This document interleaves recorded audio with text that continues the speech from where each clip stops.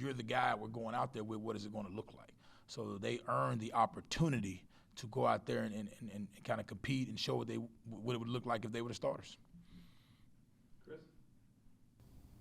On that note, how did those young guys do today handling the operation of a scrimmage? I think the operation was solid, but it could be a lot better as far as the details when you get into the situational football, whether it be changing from going to a third and long, from a third and medium, from going to a fourth and short to a third and short, two totally different scenarios in the mentality of the offensive line. So I want to see improvement in that, but overall I was pleased with how they operated in the normal D&D, the red zones and things, but I think in those critical situations the communication has to be better, which is why you give them those opportunities, because they're not afforded those opportunities a lot, because in practice it's segmented. It's more just, hey, we're in third down, so their mentality goes. But in the game, you get to play 14 of a drive and the situation changes. You got to be able to lock in mentally. So just that challenge is a part of their development, but also, we got to improve on it. Matt? What's up, Coach? Norvell praised Andre Otto once again, saying he's had a big week this week. What did you see from him in the scrimmage if he got more reps as one of the younger guys? Otto's biggest character trait is his willpower. I mean, he's going to will himself into be a good player. He's gonna meet you to death. He's gonna know it. He's gonna challenge himself. He's gonna push himself to the edge. I know Coach talked about guys that were pushing themselves to almost full body cramping in Jacksonville. He was one of those guys that knew he was, his body was failing. He just kept pushing, going to celebrate with teammates. The thing that's going to help him is his versatility and how much he's learned in a short period of time. I mean, he's played tackle, guard, and now he's operating at center. He gave him some one guard reps. I mean, I've loved his mentality and approach to it. And the biggest compliment you can get is from the defensive line. I mean, I was walking to the cafeteria the other day, and those guys were saying, man, the defensive line, starters particularly, were like, yo, Otto's going to be a really good player. So I think anytime those guys are complimenting a young O-lineman like that, that's a big, big, big badge of honor. Brendan? Imagine you guys have a pretty good idea of what you have with Murray Smith at center. I wonder who are some of the other guys who have performed well, stood out to you at the center position this camp. Yeah, Richie Leonard, he took quite a bit of center reps today, and he did a really good job. And we've given him series here. I thought he's done a wonderful job. Rizzy probably had his best scrimmage as a center today. I mean, I thought he was more consistent, leadership and things of that nature.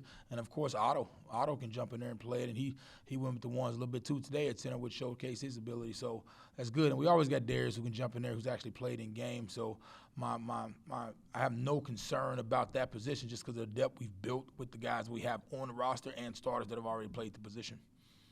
Chris? How did DJ handle today? And in general, just what do you think of his development throughout 14 practices?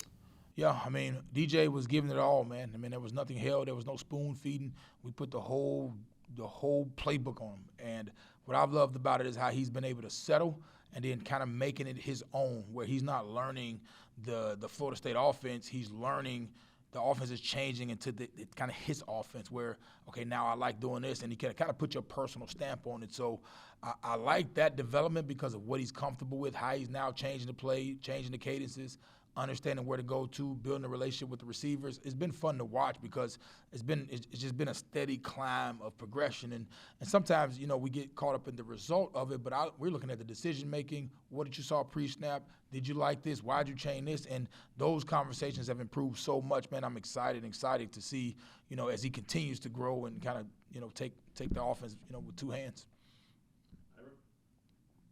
Following up on that, is he at the point now, we all talk about him as a transfer, as a newer guy, but is he at a point now when you put out younger offensive linemen or younger skill guys where he knows everything and can kind of direct things the way you expect a veteran quarterback to be able to do? He's improving. I think, yes. I think he definitely can do that where you can put him out there and he can line guys up. But also, there's a process of your understanding and then going to tell the younger guys what to do. So I think that his understanding has gotten there and he's helping those other young receivers. I think that'll continue to progress if we build toward game planning, certain type of game plans where it's not all. But I have no concern about his full knowledge of not only his position but the other positions as well. Brendan? Throughout camp, which wide receivers have stood out to you, Alex? Do you have a decent idea of what the rotation is going to be at this point? Yeah. Well, I mean, I've really enjoyed watching like Jaylen Brown emerge, Elijah Moore. Those guys have kind of progressed more than I was even anticipating or gave him credit for. So to see those guys, like I saw Jaylen Brown make a couple of guys miss today, and Elijah Moore had a couple of catches. Those younger guys have been really impressive. And I also want to give a shout out to the tight ends, Courtney and Kyle, man. They really did a good job this camp of showing their contested catchability, understand the offense, running some of the option stuff that we're doing. So I've enjoyed watching those guys progress. But overall, the receiver group, I mean, we got a steady group of, like, veterans that we know of, but it was really challenging the Jalen Browns, the Maliks, the younger Cam Fryer, all those guys, man, just challenging them to kind of act as if you're the starter and you're going in and you're going to be the guy. So today I saw Ja'Kai. He had some big plays today. Jalen Brown did. So I was excited about that group as far as showcasing playmaking ability and not just what's there in the offense. It felt like, for a variety of reasons, you know, the running game was so great in 2022, and then last year it felt like it wasn't quite that standard. Do you take that personally, and how much better do you feel about the way you guys are able to run it when people know you're going to run it going into this season? It's always, that's the telltale sign of a good team, that you just line up and run the ball whenever you want to. You know, there's a reality piece of it, is that it got to be strategic, angles, leverage. All of that has to kind of tie into it. But, yes, the goal is always to be a football team that can line up and run the ball against whatever look, any situation at all. And that's what kind of gives you those games where you can close out in the fourth quarter. What I was proud about in the last year's game, what we didn't do a great job in 22 was being able to finish games with the run game. When you go back and watch, when you're down in games, can we finish games in the fourth quarter by utilizing the run game to close games? So I was proud of that from 23. I thought that improved from 22 to 23. I thought in 22 we had more rushing yardage and production part on paper, but I was glad that the run game was able to close out. And also we had some good guys on the edges that we wanted to make sure they got the ball a little bit more than we did the year before. So I think the challenge is making sure that we can win obvious situations. That's the telltale sign, because you can trick a team with run game. Like, you can call a run on 3rd and 17 and get 16 yards. You got to punt the ball, but the rushing stats go up. So I think the goal is to be, everybody in the stadium knows you're passing the ball. Can you protect? Everybody in the stadium knows you're running the ball. Can you run the ball? Those what are the telltale signs of now you're going from being a good offensive line or a good offense to an elite style where you be going top 2, top 3 O-lines in the country. And that's kind of the mentality going in with as much experience that we have. You talked about the tight ends a little bit. How much, a guy like Kyle Morlock, is that kind of the prototypical leap you want to see a guy make from year 1 to year 2? And then I know Amari Williams, Coach Norvell said, took a big jump from scrimmage 1 to scrimmage 2. I guess how impressed you've been with him as a guy who should be going into his senior year of high school coming in?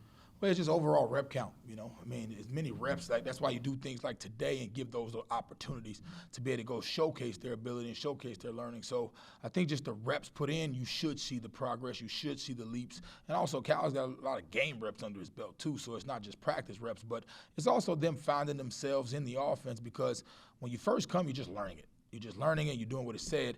Then as you get the rep count, you start getting the details. Okay, maybe I can push this a little bit more vertical. Maybe I can sit this a little short. Hey, they just brought the nickel. I can get my eyes around quick because he'll be looking for me. It's really just turn the offense, instead of just routes and patterns, to more fit into what's necessary in the actual play, which comes with reps and experience and continuity of the guys that you're working with. So I'm expecting those leaps as they get those rep counts. And Amari's a little bit different because he's still learning it.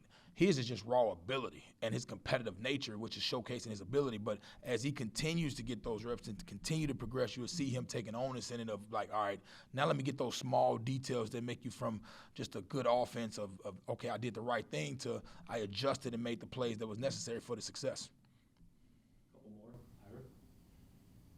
You mentioned earlier the defensive lineman complimenting Otto. Do you sometimes find yourself at practice or when you're watching film seeing what this defense is doing, particularly the defensive backs? And I know that obviously the whole defense, but just appreciating what you guys are going up against and how much fun it's going to be able to watch them on Saturdays? Oh, absolutely. One of my favorite persons to talk to is Shaheem Brown. I always give him, he's an active guy on defense, and watching him play and watching him develop has been fun. I always give him, a little smoke, just because I'm like, we ain't changing much, so you know what's coming. Like, you got a pretty good idea of what the cadence is, what the route's going to be, who we're talking to, the signals in the conversation. So I give him a lot of hard time.